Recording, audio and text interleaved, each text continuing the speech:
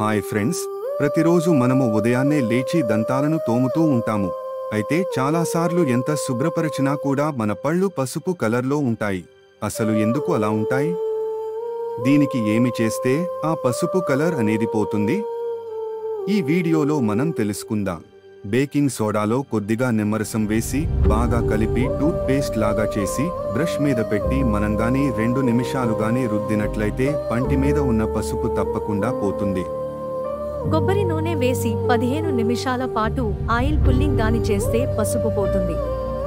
కొబ్బరి నూనెలో పసుపు వేసి బ్రష్ మీద టూత్ పేస్ట్ లాగా చేసి మనం గాని వాడుకున్నట్లయితే తప్పకుండా పంటి మీద ఉన్న పసుపు పోతుంది.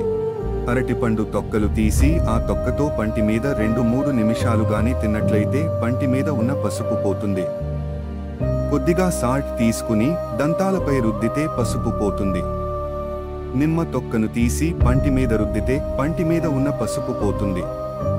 తెలిసింది కదా ఫ్రెండ్స్, ఈ వీడియో మీకు నచ్చినట్లయితే లైక్ చేయండి, షేర్ చేయండి, సబ్స్క్రైబ్ చేయండి.